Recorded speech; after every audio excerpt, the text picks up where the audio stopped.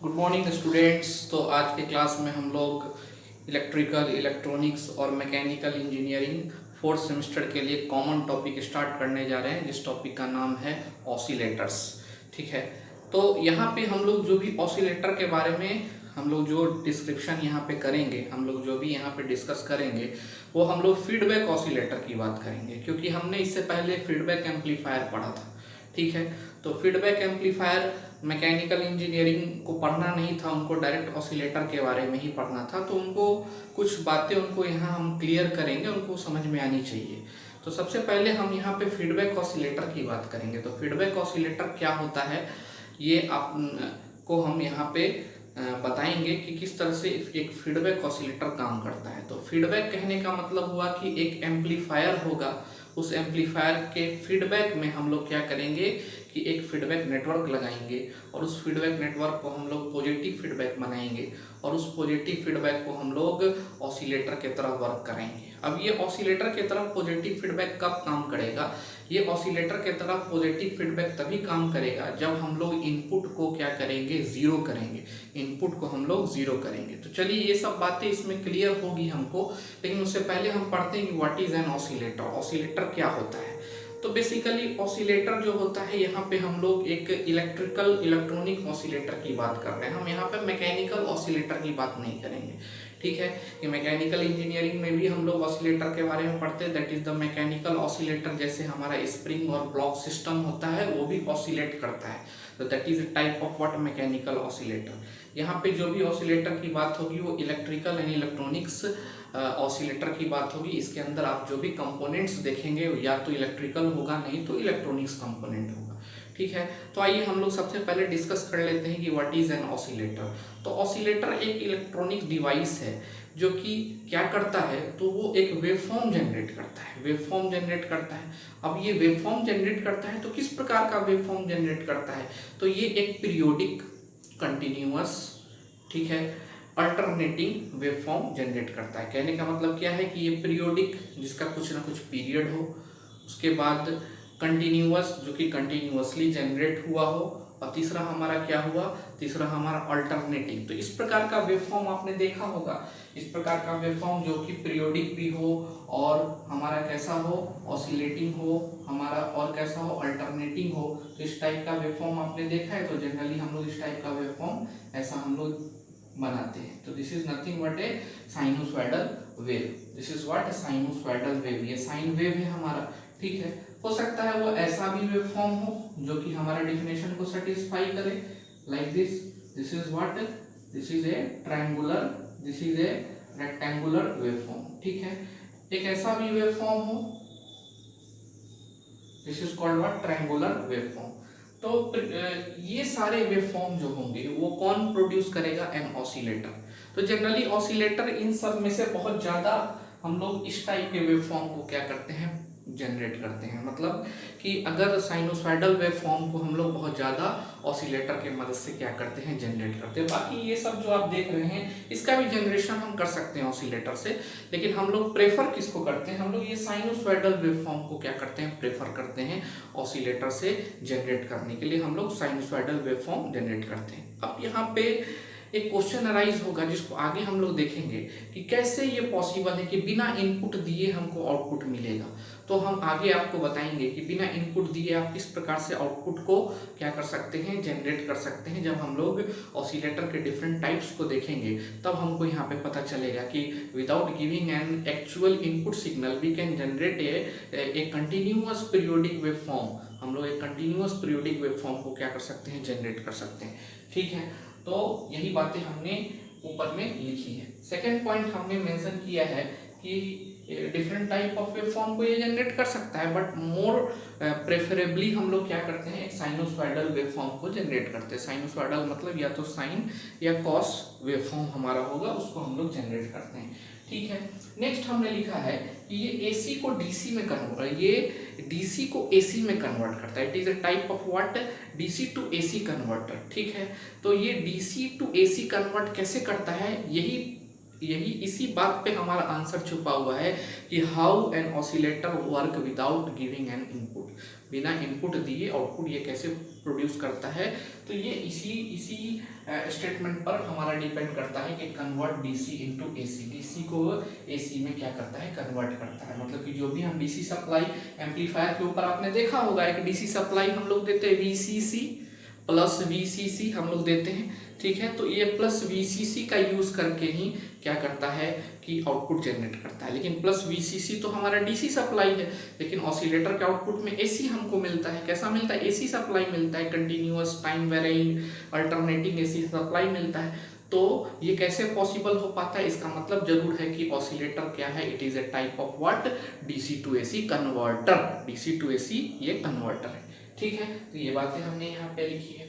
और नेक्स्ट हमने लिखा है कि इसका ऑसिलेटर का प्रिंसिपल क्या है। अगर कोई आपसे पूछे कि what are the principle of, what is the principle of an oscillator, feedback oscillator, what is the principle of feedback oscillator, तो आप बताएंगे कि फीडबैक ऑसिलेटर का प्रिंसिपल क्या है, पॉजिटिव फीडबैक। और आपने इससे पहले वाले वीडियो लेक्चर में देखा था कि पॉजिटिव फीडबैक का हम लोग गेन किस प्रकार से निकालते हैं, ठीक है। तो हमने एक ऑसिलेटर बना दिया, यहाँ पे ब्लॉक डायग्राम बना दिया। आप यहाँ देखो ये एक एम्पलीफायर है प्लस वीसीसी सप्लाई हमने नॉर्मली दिखा दिया है, जरूरत नहीं है, अगर नहीं भी दिखाते हो तो अंडरस्टूड है कि अगर ये एम्पलीफायर होगा तो प्लस वीसीसी सप्लाई हम लोग अगर बीजेटी का एम्पलीफायर बनाते हैं, जनरली अभी हमारे सिलेबस में बीजेटी के थ्रू ही हमने एम्पलीफायर पढ़ा है। तो बाइपोलर जंक्शन ट्रांजिस्टर आप दोगे तो उसके ऊपर में कलेक्टर के ऊपर में एक प्लस वीसीसी सप्लाई देना पड़ता है, तो हमने प्लस वीसीसी सप्लाई दिया है।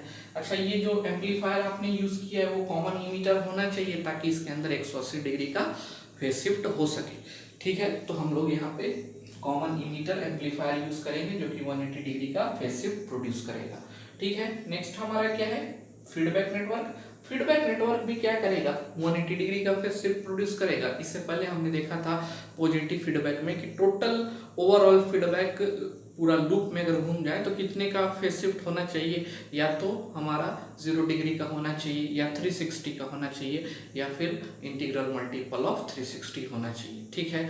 तो ये कब पॉसिबल हो पाएगा, जब ये 180 डिग्री फेज शिफ्ट प्रोड्यूस करे और ये भी 180 डिग्री फेज शिफ्ट प्रोड्यूस करे, तो टोटल मिला के कुल फेज शिफ्ट इस क्लोज लूप के अंदर कितना हो जाएगा, तो 360 हो जाएगा। और यही 360 का कंडीशन यहाँ पे मेंटेन होना चाहिए, ठीक है। तो ये बातें हमको क्लियर हो गई। अब हम देखते हैं क्या कि हम ऑसिलेटर में अगर इसको 0 कर दें तो क्या प्रभाव पड़ता है, क्या कंडीशन एक आता है, उस कंडीशन को हम लोग देख लेते हैं। तो यहाँ से आपको एक ब्रीफ इंट्रोडक्शन क्लियर हो गया होगा ऑसिलेटर के बारे में कि व्हाट इज एन ऑसिलेटर, ठीक है। और ये इसका वर्किंग प्रिंसिपल क्या है, ये कन्वर्ट करता है डीसी सप्लाई को एसी सप्लाई में, ठीक है। ये बातें आपको क्लियर हो गई। चलिए, तो हम लोग अब देख लेते हैं कि what are the basic requirement of an oscillator. एक ऑसिलेटर बनाने के लिए हमको बेसिक रिक्वायरमेंट किस किस चीज़ की जरूरत पड़ेगी।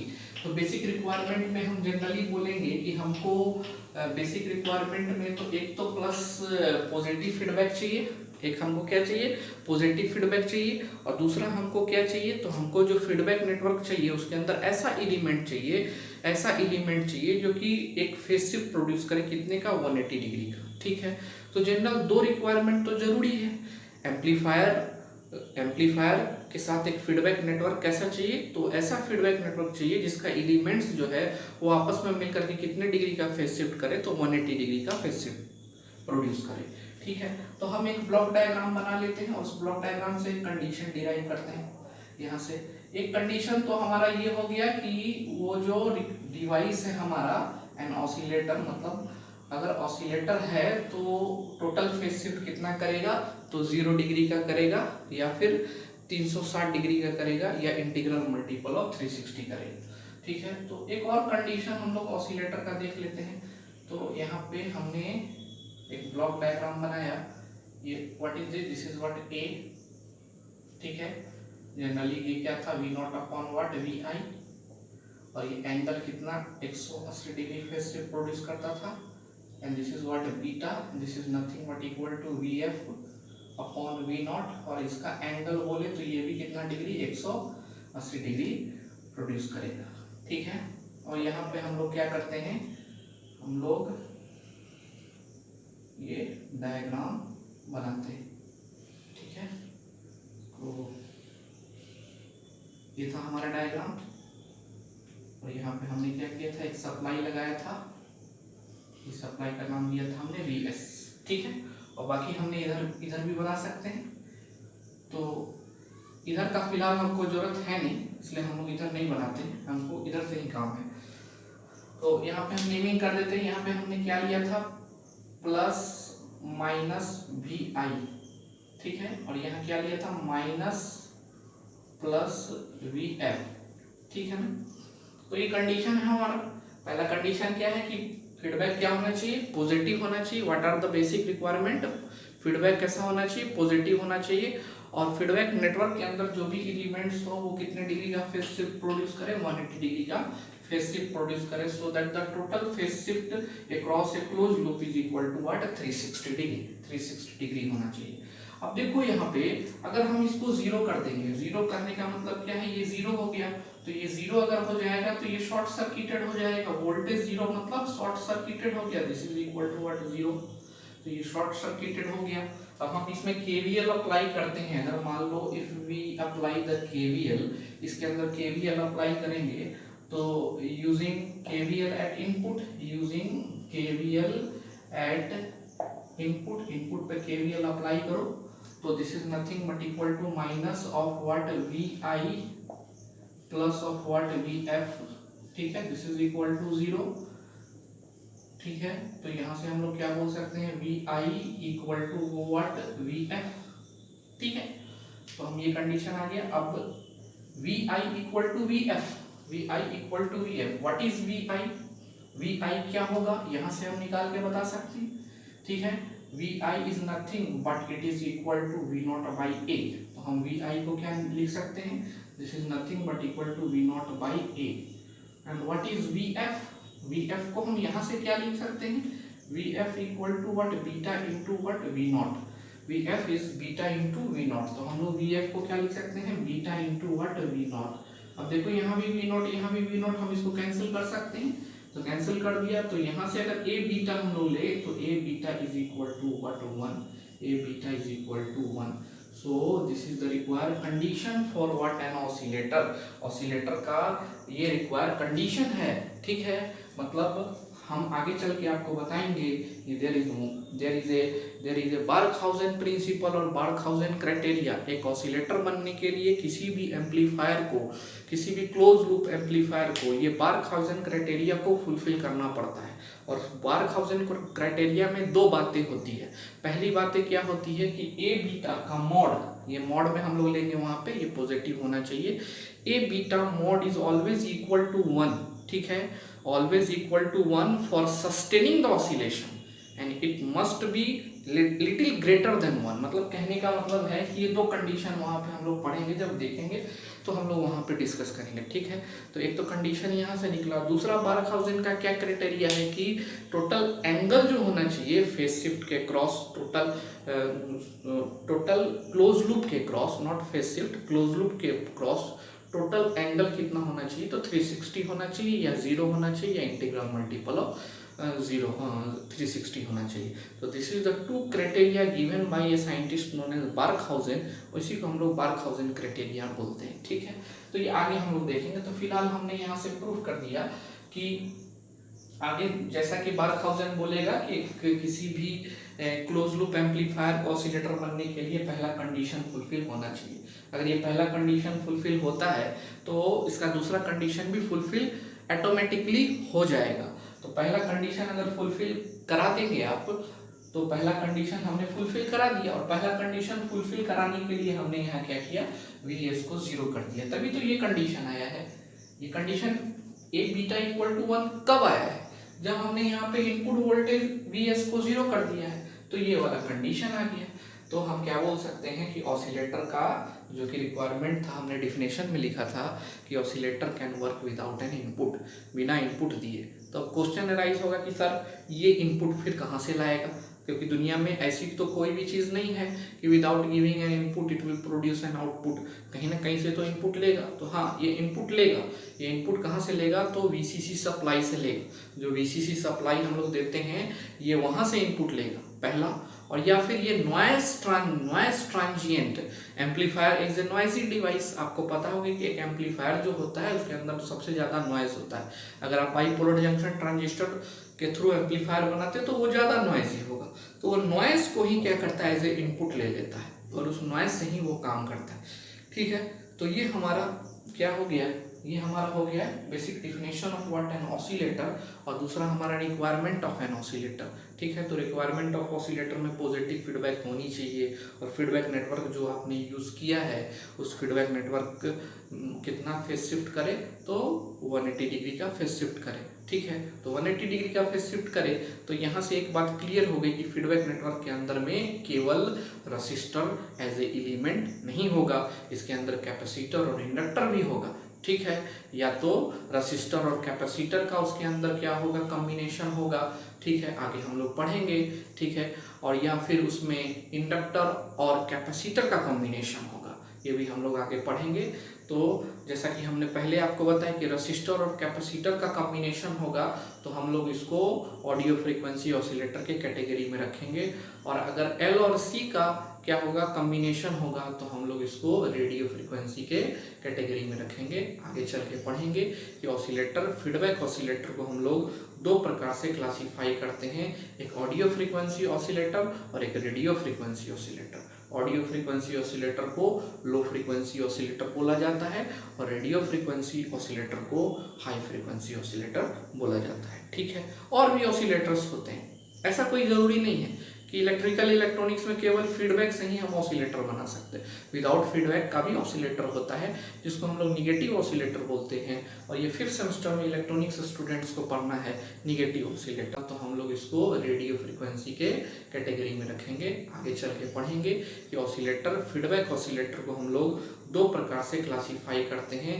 एक ऑडियो फ्रीक्वेंसी ऑसिलेटर और एक radio frequency oscillator. Audio frequency oscillator को लो फ्रीक्वेंसी ऑसिलेटर बोला जाता है, और रेडियो फ्रीक्वेंसी ऑसिलेटर को हाई फ्रीक्वेंसी ऑसिलेटर बोला जाता है। ठीक है, और भी ऑसिलेटर्स होते हैं, ऐसा कोई ज़रूरी नहीं है कि इलेक्ट्रिकल इलेक्ट्रॉनिक्स में केवल फीडबैक से ही हम ऑसिलेटर बना सकते हैं। विदाउट फीडबैक का भी ऑसिलेटर होता है, जिसको हम लोग निगेटिव ऑसिलेटर बोलते हैं, और ये 5th सेमेस्टर में इलेक्ट्रॉनिक्स स्टूडेंट्स को पढ़ना है निगेटिव ऑसिलेटर, जो कि बिना फीडबैक पे काम करता है, ये निगेटिव रेसिस्टेंस की प्रॉपर्टी पर काम करता है। ठीक है, तो ये अभी हमारा यहाँ पे इस चीज़ को नहीं जानना है, हमको सिर्फ यहाँ पे फीडबैक ऑसिलेटर को जानना है। तो ये हमारा क्या हो गया, फीडबैक ऑसिलेटर का ये हमारा क्या हो गया, ये introduction as well as working principle, और इसी में हमने बेसिक रिक्वायरमेंट भी देख ली ये क्या होता है फीडबैक ऑसिलेटर। ठीक है, नेक्स्ट हम लोग देखते हैं।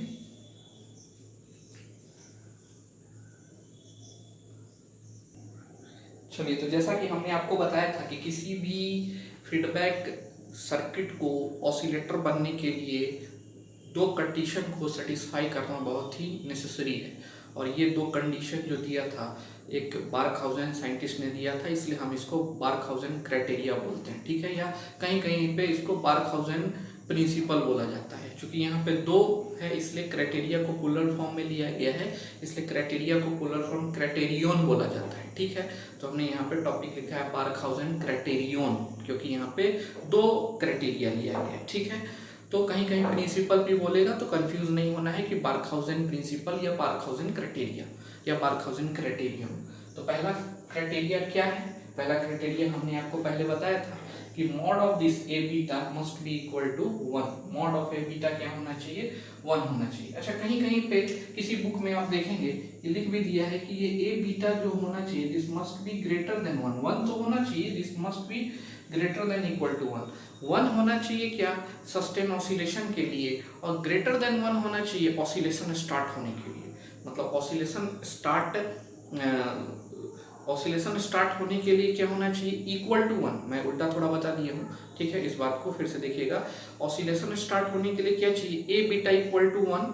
ठीक है ना, और ऑसिलेशन हम लोग कंटिन्यूअस क्या करेंगे, लेते जाएंगे। ठीक है, ऑसिलेशन कंटिन्यूअसली होता जाएगा। अब ये कैसे होगा, तो जब हम एक ऑसिलेटर को डिस्कस करेंगे तो वहाँ पे आपको क्लियर होगा। तो किसी किसी बुक में आप देखेंगे ग्रेटर देन 1, लेकिन आप मैक्सिमम देखेंगे कि that is mod A beta equal to 1। तो आप ये mod A beta equal to 1 अगर आपके कहीं भी पूछा जाता है तो पहले आप यही बताएंगे कि mod of A beta equal to 1, और सम बुक में कि ग्रेटर देन 1 भी लिया जाता है ताकि ऑसिलेशन मेरा सस्टेन रहे, ठीक है, ऑसिलेशन कंटिन्यूअस रहे, ठीक है। दूसरा क्या है हमारा कि ये जो क्लोज लूप में हम चलते हैं तो क्लोज लूप में ए बीटा जो होता है हमारा क्लोज लूप गेन के लिए ए बीटा हम लोग लेते हैं, उसका फेज शिफ्ट क्या होना चाहिए, 0 डिग्री होना चाहिए, या फिर क्या होना चाहिए 360 होना चाहिए, या फिर इंटीग्रल मल्टीपल ऑफ क्या होना चाहिए 360 होना चाहिए।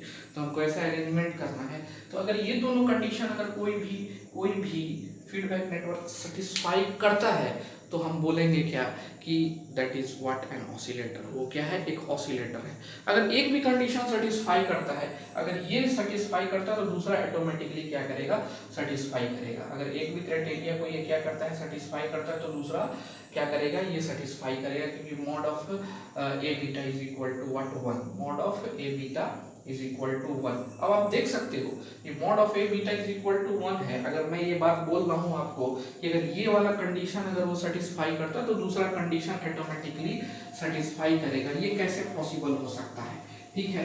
तो आप एक्चुअली देखो, आप इस मॉड ए बीटा को लिख सकते हो, ये मॉड ए बीटा एक्चुअली क्या होता है, this is nothing but equal to 1 plus what J0। अगर हम मॉड हटा दें यहाँ से, मॉड अगर यहाँ से हटा दे तो हम इस क्वांटिटी को लिख सकते हैं a beta is equal to 1 plus J0। ये कॉम्प्लेक्स क्वांटिटी के टाइप से भी हम इसको रिप्रेजेंट कर सकते हैं, ठीक है। यहाँ पे ये हमारा 0 है तो केवल 1 होगा, मॉड लगाएंगे तो भी हमारा वैल्यू क्या आएगा, 1 आएगा। आप मॉड लगा दो, लगा के देखो, a beta this is nothing but equal to what root under क्या होता है, ये कॉम्प्लेक्स नंबर, तो रियल पार्ट का स्क्वायर और प्लस इमेजिनरी पार्ट का square, this is equal to root under what 1, that is nothing but equal to 1। तो a beta, mod A beta या a beta is what real quantity, ये real quantity है, ये real quantity purely real quantity है। अगर ये purely real quantity है इसका मतलब है कि ए भी रियल होगा और बीटा भी रियल होगा। अगर ए बीटा को अगर आप mod of A beta equal to 1 लिख रहे हैं, this is what purely real quantity, तो आप यहाँ से बोल सकते हैं कि a is also a real quantity and beta is also a what a real quantity. ये बात आप बोल सकते हैं। तो काफी ये माइन्यूट चीज है, आपको एक ध्यान रखना है कि ए बीटा क्या है, एक रियल क्वांटिटी है, ठीक है। मॉड ऑफ ए बीटा निकालेंगे तो 1 आएगा, जैसा कि बार्कहाउज़ेन क्राइटेरिया हमारा बोलता है, ठीक है। तो अब अगर आप इसका एंगल निकाल के देखो, इसका एंगल निकाल के देखो, तो अगर ये ए बीटा इक्वल टू 1 होगा तो हम 1 प्लस J0 लिख सकते हैं। और अगर हम इसका एंगल निकालें ए बीटा, तो एंगल कैसे निकाला जाता है, tan inverse y by x, ठीक है। हम लोग एंगल कैसे निकालते हैं, z इक्वल टू अगर x प्लस आई वाई कोई कॉम्प्लेक्स नंबर है तो हम लोग एंगल इस कॉम्प्लेक्स नंबर का कैसे निकालते हैं, तो tan inverse y by x, ठीक है। तो हम ऐसा ही निकालेंगे। तो y क्या है 0 और x क्या है 1 यहाँ पे, और अब इसको सिंप्लीफाई करते हैं तो आपको क्या मिलेगा, tan inverse 0 equal to what 0, tan inverse 0 equal to what 0, ठीक है, जो कि हमारा यहाँ पे आया 0 डिग्री आए, ठीक है। तो ये बातें हमको क्लियर हो गई कि अगर एक भी कंडीशन सेटिस्फाई करता है, अगर ये कंडीशन सेटिस्फाई करा दोगे तो ये कंडीशन ऑटोमेटिकली सेटिस्फाई हो जाएगा। लेकिन जरूरी है कि हम दोनों कंडीशन को लिखेंगे, ऐसा नहीं कि एग्जाम में आप या कहीं भी आपसे पूछे तो केवल एक ही कंडीशन आप बताओ, आपको दोनों कंडीशन बताना पड़ेगा। तो this is what Barkhausen criterion, ये हमारा क्या हो गया, बार्कहाउज़ेन क्राइटेरियन हो गया, ठीक है। इसके बाद हम लोग क्या करते हैं कि ऑसिलेटर को क्लासीफाई कर लेते हैं कि कितने प्रकार का ऑसिलेटर होता है, ठीक है। ऑडियो फ्रीक्वेंसी ऑसिलेटर और radio frequency oscillator. Audio frequency के अंदर क्या क्या होता है, रेडियो फ्रीक्वेंसी के अंदर क्या क्या होता है, ठीक है।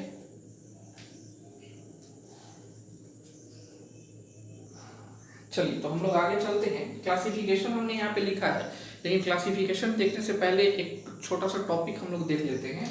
इससे पहले बार्कहाउज़ेन क्राइटेरिया ने क्या बोला था कि किसी भी एम्पलीफायर सर्किट, फीडबैक सर्किट को ऑसिलेटर बनने के लिए मॉड ऑफ ए बीटा क्या होना चाहिए, 1 होना चाहिए।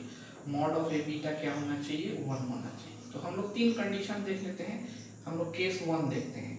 तो केस 1 हम लोग देख लेते हैं। मान लेते हैं कि अगर मॉड ऑफ ए बीटा हमारा 1 ना हो के लेस देन 1 हो गया, ये कंडीशन कि mod of A beta greater than mod of A beta equal to 1 ना होने के बजाय क्या हो गया, लेस देन 1 हो गया।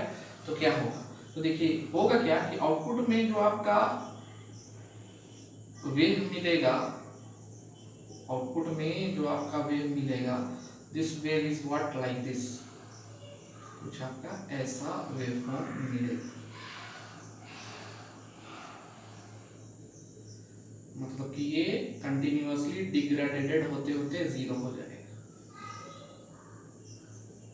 ठीक है, तो ऑसिलेशन तो हुआ, लेकिन ये ऑसिलेशन क्या हो गया, आगे चल करके धीरे धीरे इसका एम्पलीट्यूड क्या होता गया, रिड्यूस होता गया। अगर मॉड ऑफ ए बीटा हमारा क्या हो जाएगा, लेस देन 1 हो जाएगा। अगर 1 से कम होगा तो ये कंडीशन होगा। This condition is known as what, damped condition, damped oscillation. इसको हम लोग डैम्प्ड ऑसिलेशन बोलते हैं या डैम्प्ड कंडीशन बोलते हैं। ठीक है, नेक्स्ट है केस 2। अगर मेरा मॉड ऑफ ए बीटा ये क्या हो गया, इक्वल टू 1 हो गया, तो हमारा आउटपुट वेव कैसा बनेगा। तो देखिए आउटपुट वेव हमारा कुछ ऐसा बनेगा, बिल्कुल एक जैसा, एक एम्पलीट्यूड का कंटिन्यूअसली बनता जाएगा, वी नॉट टी। अगर मॉड ऑफ ए बीटा 1 है, और यही बारखाउजेन ने भी बोला था, तो एक कंटिन्यूअस वेव फॉर्म हमको मिलता जाएगा। इसमें आप क्या देख रहे हैं कि एम्पलीट्यूड धीरे धीरे डिक्रीज होते होते होते होते क्या हो जाएगा, जीरो हो जाएगा, डाई आउट। यहाँ पे वेव हमारा क्या हो जाएगा, धीरे धीरे डाई आउट हो जाएगा, खत्म हो जाएगा। और यहाँ पे हम देख रहे हैं कि कंटिन्यूअस ऑसिलेशन हमको मिलेगा। ठीक है, तो ये कंटिन्यूअस ऑसिलेशन हमको किस कंडीशन के लिए मिलेगा, तो इस कंडीशन के लिए मिलेगा। It is known as what, undamped oscillation. इसको हम लोग अनडैम्प्ड ऑसिलेशन बोलते हैं, याद रखेंगे आप। आपसे पूछेगा क्वेश्चन कि अनडैम्प्ड ऑसिलेशन कब मिलता है, तो ए बीटा मॉड 1 होना चाहिए। ठीक है, और डैम्प्ड ऑसिलेशन कब मिलता है हमको, तो ए बीटा जब लेस देन 1 होता है। ठीक है, तो ये बातें आपको ध्यान में रखनी है। एक और केस ले लेते हैं, तीसरा केस, तब हम लोग उसको डिस्कस करते हैं। केस 3। ठीक है, तो केस 3 हमारा क्या बोलता है, देखिए केस 3 का कंडीशन हमारा बोलता है कि अगर ए बीटा मेरा अब क्या हो जाएगा, ग्रेटर देन 1 हो जाएगा। पहला condition less than 1, second condition equal to 1 and third condition is what, greater than 1। तो इस केस में हमको आउटपुट वेव कैसा मिलेगा, अब देखो आउटपुट वेव आपको कुछ ऐसा मिलना, इट विल इंक्रीजिंग लाइक, कम है, धीरे धीरे धीरे धीरे क्या होता जाएगा, बढ़ता जाएगा। इस प्रकार के ऑसिलेशन को हम लोग ओवर डैम्प्ड ऑसिलेशन बोलते हैं, ओवर डैम्प्ड ऑसिलेशन। ठीक है, तो कब हमको अनडैम्प्ड मिलेगा, कब हमको डैम्प्ड मिलेगा, कब हमको ओवर डैम्प्ड मिलेगा, ये कंडीशन आपको क्लियर हो गया। चलिए, तो नेक्स्ट हम लोग क्लासिफिकेशन में चलते हैं, क्लासिफिकेशन को देखते हैं। तो क्लासिफिकेशन में देखो हमने क्लासिफाई किया है ऑसिलेटर को। ये दोनों ऑसिलेटर आप जो देख रहे हैं, ये दोनों फीडबैक ऑसिलेटर होते हैं। This is what, feedback oscillator. और ये ऑसिलेटर होता है, ये क्या होता है, विदाउट फीडबैक, विदाउट फीडबैक। और ये क्या होता है, विद फीडबैक। ठीक है, तो हमको इसके बारे में अभी हमको यहाँ से, ये हमारा कंडीशन कहाँ का है, ये जो दो कंडीशन हम दो नाम लिखे हैं, ये यहाँ से लिखे हैं क्योंकि यहाँ पे जगह नहीं था। ठीक है ना, इसलिए हमने क्या किया, यहाँ लिख दिया है इसको, इसलिए ध्यान रखेंगे आप। ठीक है, तो सबसे पहले तो हम बात करते हैं ऑडियो फ्रीक्वेंसी ऑसिलेटर की। ऑडियो फ्रीक्वेंसी ऑसिलेटर को लो फ्रीक्वेंसी ऑसिलेटर भी बोला जाता है। क्यों, क्योंकि इसका फ्रीक्वेंसी ये जो जनरेट करता है, ये जो फ्रीक्वेंसी है ऑडियो रेंज की फ्रीक्वेंसी को जनरेट करता है। ऑडियो रेंज की फ्रीक्वेंसी क्या होती है, 20 hertz to 20 kilohertz, 20 hertz से 20 किलो हर्ट्ज तक की फ्रीक्वेंसी को ये जनरेट करता है, इसलिए इसको लो फ्रीक्वेंसी ऑसिलेटर बोला गया है। या फिर इसको ऑडियो फ्रीक्वेंसी या AF ऑसिलेटर शॉर्ट फॉर्म में हम लोग बोलेंगे। तो दो प्रकार के जनरली ऑडियो फ्रीक्वेंसी ऑसिलेटर हमको पढ़ने हैं। इसमें पहला है हमारा आरसी फेज शिफ्ट ऑसिलेटर। पहला लो फ्रीक्वेंसी ऑसिलेटर कौन सा है हमारा? आरसी फेज शिफ्ट ऑसिलेटर, ठीक है। और दूसरा लो फ्रीक्वेंसी ऑसिलेटर क्या है हमारा? Veins bridge oscillator. ये दोनों को हम लोग देखेंगे, ठीक है। उसके बाद नेक्स्ट है हमारा रेडियो फ्रीक्वेंसी ऑसिलेटर। इसको हाई फ्रीक्वेंसी ऑसिलेटर भी बोला जाता है। ये हाई फ्रीक्वेंसी ऑसिलेटर होता है, ठीक है। तो इसको रेडियो फ्रीक्वेंसी ऑसिलेटर हम लोग बोलते हैं। आरएफ ऑसिलेटर से भी हम लोग इसको शॉर्ट फॉर्म में लिखते हैं। ये दो प्रकार का होगा, दो प्रकार का। एक एलसी ऑसिलेटर। एलसी कहने का मतलब क्या? एल मतलब जो हम लोग इंडक्टर का एल लेते हैं और कैपेसिटर का सी लेते हैं, तो यही है एलसी ऑसिलेटर। आप देखेंगे इसके फीडबैक में एलसी का कॉम्बिनेशन होगा। तो एलसी ऑसिलेटर, ठीक है। इस एलसी ऑसिलेटर के कितने टाइप हो गए? 3 टाइप है। एक हार्टले ऑसिलेटर, कॉलपिट ऑसिलेटर और क्लैप ऑसिलेटर। तो आपको पढ़ना है हार्टले ऑसिलेटर और कॉलपिट ऑसिलेटर, क्लैप आपको नहीं पढ़ना है, ठीक है। तो एलसी ऑसिलेटर में कितने टाइप हो गए? Hartley oscillator, कॉलपिट oscillator. और नेक्स्ट इसका दूसरा टाइप कौन सा है? Crystal oscillator. क्रिस्टल में दो प्रकार के क्रिस्टल ऑसिलेटर होते हैं। एक को हम लोग पायरेक क्रिस्टल ऑसिलेटर बोलते हैं, पायरेक क्रिस्टल ऑसिलेटर। दूसरे को हम लोग मिलर क्रिस्टल ऑसिलेटर बोलते हैं, ठीक है। तो दोनों ये हम लोग देखेंगे, ठीक है, जब आगे क्रिस्टल ऑसिलेटर हम लोग देखेंगे, ठीक है। तो यहाँ से क्लियर हो गया कि ऑडियो फ्रीक्वेंसी ऑसिलेटर, लो फ्रीक्वेंसी ऑसिलेटर 20 हर्ट्ज से 20 किलो हर्ट्ज। ये क्या हो गया? रेडियो फ्रीक्वेंसी ऑसिलेटर, ठीक है। इसका फ्रीक्वेंसी रेंज अगर हमसे कोई पूछे तो हम बोलेंगे कि more than 20 kilo hertz and up to giga hertz. More than 20 kilohertz, 20 kilo hertz से ज्यादा, और अप टू कहाँ? ये गीगा हर्ट्ज। तो ये more than 20 kilo hertz up to giga hertz तक के फ्रीक्वेंसी को जनरेट करेगा। ये दो प्रकार का होता है, एलसी ऑसिलेटर, क्रिस्टल ऑसिलेटर।